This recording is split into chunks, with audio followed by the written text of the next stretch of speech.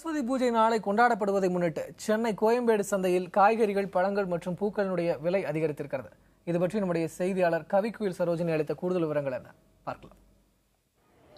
ஆயுத பூஜை கொண்டாட்டங்களை முன்னிட்டு அந்த பூஜைக்கு தேவையான பொருட்களின் விற்பனை மிக மும்முரமாக சென்னை கோயம்பேடு மார்க்கெட்டில் நடைபெற்று வருகின்றது. பூஜைக்கு தேவையான பழங்கள், காய்கனிகள், பூக்கள் மற்றும் அவல் பொரி ஆகிய பொருட்கள் இங்கே மொத்தமாக விற்பனை செய்யப்பட்டு வருகின்றன. பூஜைக்கு மிக முக்கிய தேவையான அவல் பொரி ஆகிய பொருட்களின் விலை மிக அதிகமாக உயர்ந்து காணப்படுகின்றது. குறிப்பாக பொட்டுக்கடலையின் விலை கிலோ 130 ரூபாய்க்கு விற்கப்பட்டு வருகின்றது. இதனை அடுத்து பழங்களின் விலையும் முன்பை விட 25% அதிகரித்தே விற்பனை செய்யப்பட்டு வருகின்றது.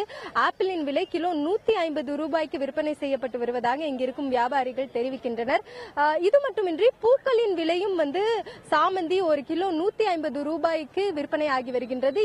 இந்த பொருட்கள் அனைத்துமே விலை அதிகரித்தே தற்பொழுது விற்பனை செய்யப்பட்டு வருகின்றது. ஏனென்றால் இந்த அனைத்து பொருட்களின் வரத்தும் மிக குறைவாக இருப்பது ஒரு முக்கிய காரணமாக சொல்லப்படுகின்றது. இதனால் இங்கு வரும் பொதுமக்கள் இந்த பொருட்களின் விலை உயர்வு அவர்களுக்கு வருத்தம் அளிப்பதாகவே தெரிவித்திருக்கின்றனர்.